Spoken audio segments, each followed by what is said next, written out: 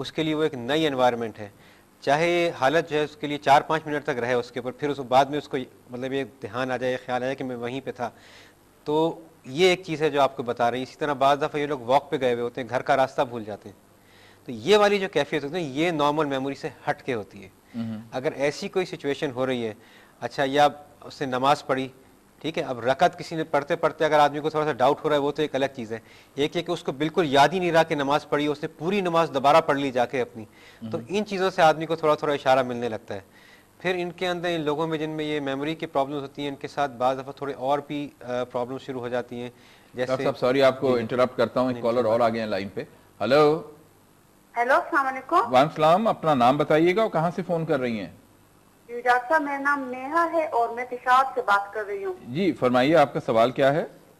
जी, मेरा सवाल ये है कि मेरी उम्र 25 साल है ना, और मेरे 2 बच्चे हो चुके हैं सिजेरियन पर। जी जी। अभी मेरी थर्ड प्रेगनेंसी है, 7 मंथ मेरा चल रहा है। जी जी। तो मुझे कभी कभी बहुत तकलीफ होती है, बहुत डॉक्टर्स के पास जाती हूँ तो वही पेनकिलर दे देते हैं। जी जी। तो आपके ख्याल में मुझे कौन सी मेडिसिन यूज करनी चाहिए? दर्द कहाँ पे होता है? तकलीफ कहाँ पे है आपके? मेरा पेट दुखता है, बाकी मुझे और कुछ नहीं होता, पेट ही बहुत दुखता है। देखें, अगर आप प्रेग्नेंट हैं और 7 मंथ्स आपकी प्रेगनेंसी है, तो थोड़ा बहुत पेट का दर्द तो आपके प्रेगनेंसी से ही वाबस्ता है।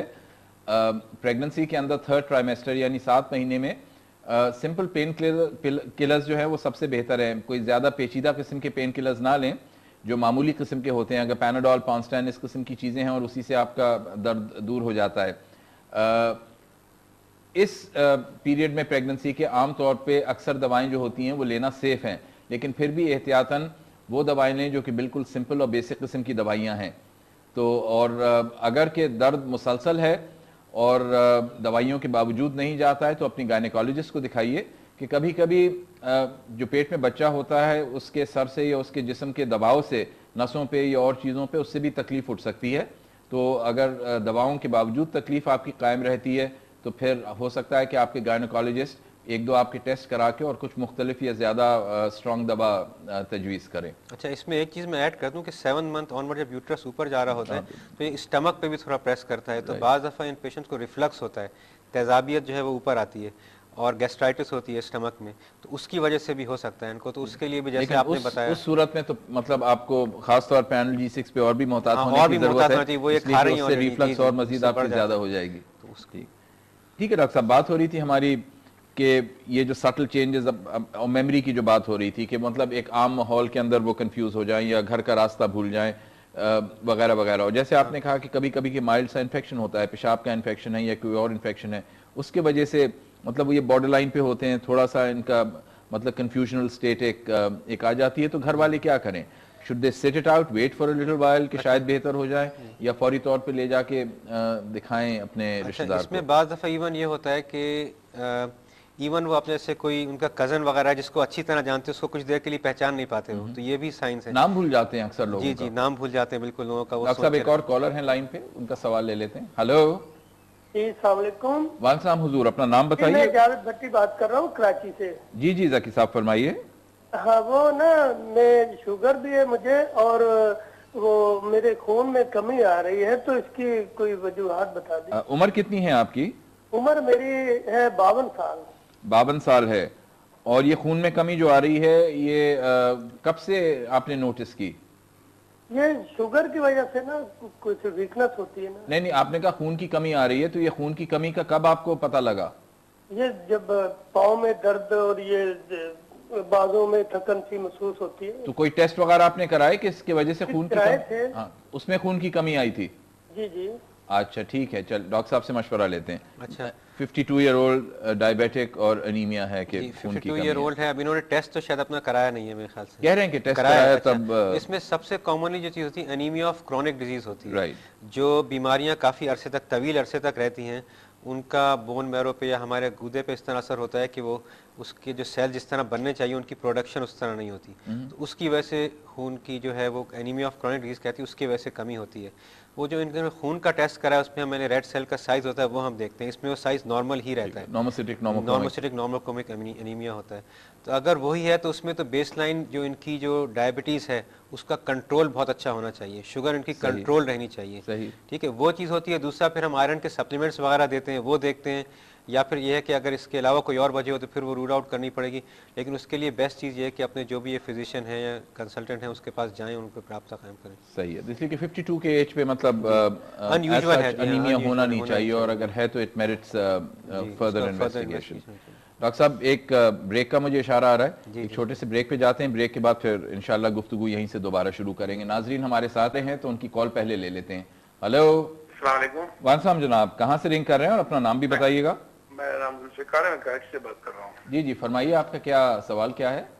मैं डॉक्टर साहब से ये पूछते हैं कि मैं कभी कभी ये नाम भूल जाता हूँ, और मैं आर्थराइटिस का थोड़ा मरीज भी हूँ।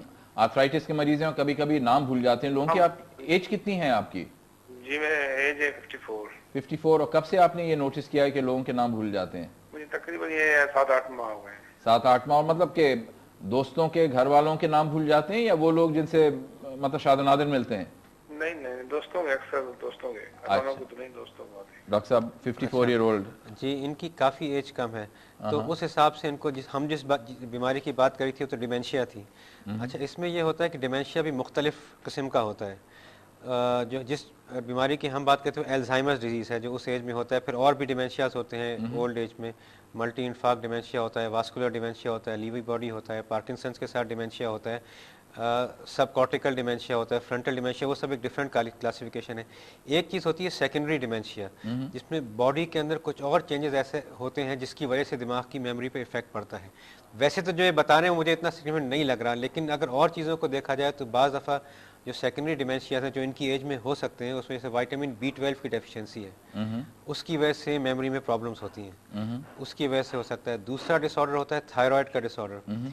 अगर थायराइड की हार्मोन की कमी होती है, हमारे यहाँ गर्दन में ग्लैंड होता है, थायराइड ग्लैंड, ये दूध है यहाँ पे। जी, वो थायरोक्सिन एक हार्मोन है, वो सिक्रीट करता है। उसकी कमी से उसकी कमी की वजह से भी हाफसे में होती है। ठीक है, इसके अलावा और भी होती है, कुछ सेक्सुअली ट्रांसमिटेड डिजीज है, उनकी वजह से भी होता है, तो वो सेकेंडरी डिमेंशिया कहलाता है। तो हो सकता है इनको उसमें से कोई हो, तो उसके लिए भी अगर इनको बहुत ज़्यादा हो रहा है और फिर भी कंसर्न है तो ये किसी मुआलिज के पास जाए जो सेकेंडरी डिमेंशिया का वर्कअप, इनके टेस्ट वगैरह कराए। एक बेसिक स्क्रीनिंग इनकी हो जानी चाहिए कि बुनियादी बेसलाइन टेस्ट जो इनके हैं वो करा लेने चाहिए। उसके अलावा एक मिनी मेंटल एग्जामिनेशन हम करते हैं जिसमें 30 सवाल पूछते हैं, यूजुअली ओल्ड एज के पर्सन्स के लिए, लेकिन वो इनसे भी कराया जा सकता है जिससे उसकी सिग्निफिकेंस का अंदाजा होता है। यानी कि बारीकियों में ज्यादा जाते हैं तो उससे ज्यादा तफसील से पता लग जाएगा कि वाकई बीमारी है वो सामने आ रहा है जाती कि है। नहीं। जी हाँ, तो उससे उसकी एक स्कोरिंग होती है, उससे भी अंदाजा हो जाता है कि इनको किस सीवियरिटी का डिमेंशिया है और उसको किस तरह। डॉक्टर साहब मैं इस पे अभी आता हूँ मिनी मेंटल पे, लेकिन एक कॉलर और लाइन पे है, उनका सवाल लेने पहले 1 मिनट। हेलो। अस्सलाम वालेकुम जी। वालेकुम सलाम हुजूर, कहाँ से रिंग कर रहे हैं और क्या सवाल। मैं लाहौर से बोल रहा हूँ जी। नाम क्या है आपका।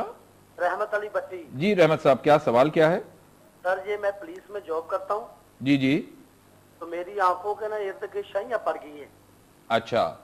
तो इसका सर कोई मसला मुझे मशवरा दे कि इसमें शाइयाँ का क्या मसला है। अच्छा रहमत साहब, उम्र कितनी है आपकी। मेरी सर उम्र तकरीबन 35 साल है। 35 साल है, ठीक है। कहते हैं 35 ईयर ओल्ड पुलिसमैन के आंखों के नीचे छाइयाँ पड़ गई हैं। छाइयाँ से इनका मतलब झुर्रियाँ पड़ गई हैं या मतलब ब्लैकिश सा हो गया। अच्छा। जी। ब्लैकिश जो होता है ये मोस्ट कॉमनली काफ़ी लोगों में पाया जाता है। तो उसमें ये होता है या तो इसकी फैमिली हिस्ट्री होती है, यानी इनके पेरेंट्स में या भाइयों वगैरह की भी आइज़ इस तरह होती हैं, एक तो ये वजह होती है।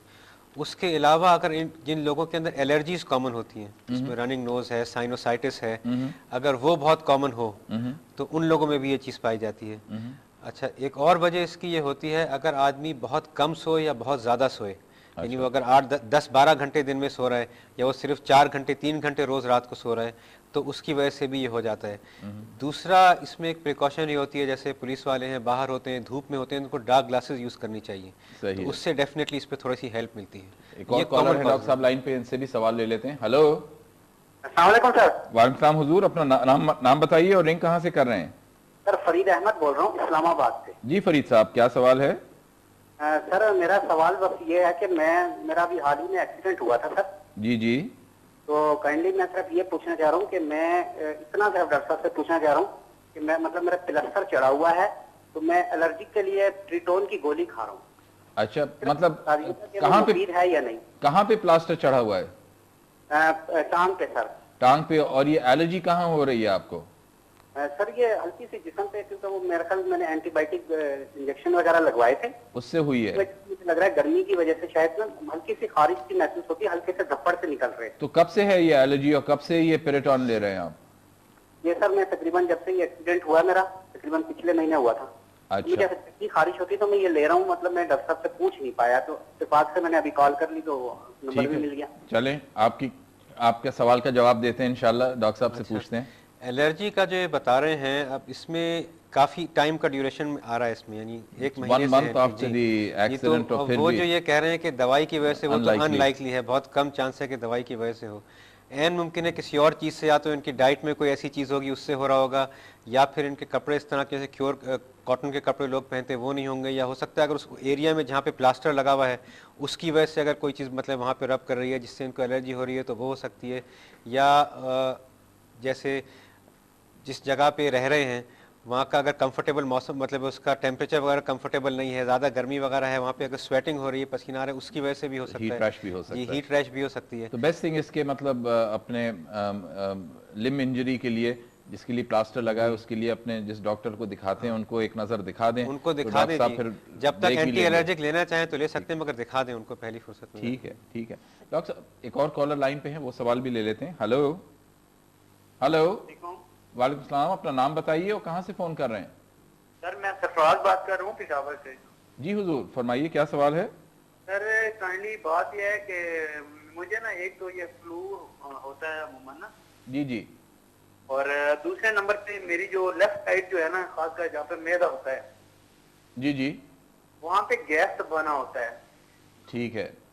तो इसमें ये है कि जब मैं टेबलेट वगैरह खाता हूँ उससे मुझे गर्मी सी फील होती है। सही। जब खुराक लेता हूँ तो उसमें बहुत ज्यादा मुझे वो हीट अप हो जाता है मैदा मेरा। अच्छा ठीक है। और ये कैफियत किस मतलब किसी भी मील खाने के बाद होती है या? जब मैं पानी पीता हूँ ना सर, जब जी जी, तो पानी भी मुझे फील होता है कि मेरा अब ये फलां अंदर से पानी जा रहा है फलां। खाने की कितनी देर बाद ये कैफियत होती है? ये जस्ट खाने के फौरन बाद नहीं होता, लेट होता है। कितनी देर बाद? ऑलमोस्ट घंटे 2 घंटे बाद। ऑलमोस्ट घंटे 2 घंटे बाद होता है। ठीक है जी डॉक्टर साहब। जी, अच्छा, ये जो सिम्टम्स बता रहे हैं, लग तो बज़ाहिर ऐसा रहा है कि 2 सिम्टम्स इन्होंने बताया कि तो इनको फ्लू बहुत होता है, और दूसरा ये कि लेफ्ट साइड पे पोस्ट प्रैंडियल इनको भारीपन, खाने के बाद भारीपन महसूस होता है। फ्लू का जहाँ तक ताल्लुक है वो तो एक वायरल इन्फेक्शन है, ठीक है। अगर मतलब उसी फ्लू को हम देखें, वायरल इन्फेक्शन अगर इनको कई दफ़ा हो रहा है तो उसके लिए तो फ्लू वैक्सीन आता है, ठीक है। वो ये लगवा लेंगे तो उसकी इंटेंसिटी कम हो जाएगी। फ्लू का एज सच ट्रीटमेंट नहीं, हम सिम्टोमेटिक ट्रीटमेंट करते हैं उसका। बाज़ खास फ्लू है उसमें है कुछ मेडिसिन राइबोवरिन वगैरह जो हम दे सकते हैं, लेकिन वो आम फ्लू के लिए इंडिकेटेड नहीं होती। तो बेसिकली मतलब सीजनल फ्लू वैसे भी होता है कि सर्दियों वगैरह में इस मौसम में अगर ज्यादा इनको होता है, बहुत ज्यादा हो रहा है तो इनको फ्लू का वैक्सीन लगवा लें। ठीक है। और जहाँ तक ये गैस की और गैस पेट का की जहाँ तकलीफ तक की बता रहे हैं शिकायत है, वो तो मोस्ट लाइकली ऐसा लग रहा है जो तेजाबियत की वजह से एसिडिटी होती है। खास तौर पे इन्होंने बताया जब इनका खाना खाते उस वक्त इतना नहीं होता, जब पेट खाली हो जाता है तो उस वक्त क्योंकि उस एसिड को न्यूट्रलाइज करने के लिए कोई चीज़ नहीं होती, राइट, तो उस वक्त एसिडिटी की जो इफेक्ट है वो उनको ज़्यादा फील होता है। राइट, और गैस का भी बनना बेसिकली मोस्ट कॉमनली जो होता है वो एसिडिटी के बाद ही होता है। सही, तो अब इनसे और सवाल भी पूछे जा सकते थे, मिर्च मसाला तली हुई चीज़ें खाते हैं तो उससे ज़्यादा होता है या नहीं। सही। ठीक है। दूसरा ये बताने कि मेडिसिन खाते हैं, पता नहीं कौन सी मेडिसिन खाते हैं, हो सकता है उसकी वजह से होता हो। तो सारे साइन और सिम्टम जो है एसिडिटी की वजह से लग रहे हैं। तो अच्छा, अगर ये इतने अरसे तक रहे जितने अरसे तक ये बता रहे हैं, बाज़ दफ़ा एक खास जरासीम होता है जिसे हम एच पाइलोरी कहते हैं, बाज़ दफ़ा उसकी वजह से होता है। तो उसका वैसे तो खून में भी टेस्ट किया जाता है लेकिन वो इतना स्पेसिफिक नहीं होता। Stool for H pylori antigen है, वो ज़्यादा स्पेसिफिक होता है, या तो वो करना पड़ता है या फिर एंडोस्कोपी करानी पड़ती है। मगर दोनों सूरतों में इनको किसी न किसी डॉक्टर के पास जाना पड़ेगा और अपना उसका इवेल्युएशन कराना पड़ेगा। ठीक है। तो बुनियादी तौर पे तेजाबियत से वाबस्ता इनका मसला लगता है, और अगर अपने डॉक्टर को दिखा लें तो इसके टेस्ट हो जाएंगे और मुनासिब इलाज हो जाएगा। एक और कॉलर भी लाइन पे हमारे। हेलो अस्सलाम वालेकुम डॉक्टर साहब। वालेकुम जनाब, अपना नाम बताइए और कहाँ से फोन कर रहे हैं? मेरा नाम रियाज है, मैं कराची से बोल रहा हूँ। जी रियाज साहब फरमाइए। जी डॉक्टर साहब, मेरे साथ प्रॉब्लम ये है कि मुझे स्लिप डिस्क का प्रॉब्लम है। ओके। तो अब ये स्लिप डिस्क का पेन मेरी साइडों पर रहता है, राइट, वो रोटेट करता रहता है, कभी लेफ्ट पे चला जाता है, कभी राइट पे चला जाता है। सही। और एक चीज और महसूस की है मैंने कि बिल्कुल एंड ऑफ द स्पाइन, जो जिसे हम टेल बोन कहते हैं, ठीक है, वहां पर भी पेन आ रहा है। आपकी एज कितनी है रियाज साहब? मेरी एज जो है 57 है। और ये जो आपकी डिस्क प्रॉब्लम है, ये पहली दफा डायग्नोज कब हुआ, कितने दिन हो गए? तो काफी पुराना है, अबाउट 10 इयर्स हो चुके हैं। About 10 years. एंड और ट्रीटमेंट क्या लेते हैं आप इसके लिए? ट्रीटमेंट तो अभी तो कुछ भी नहीं है डॉक्टर साहब, सिर्फ एक्सरसाइजेस पर हैं। अच्छा, पाबंदी से करते हैं एक्सरसाइजेस? तो अभी थोड़ा सा गैप आ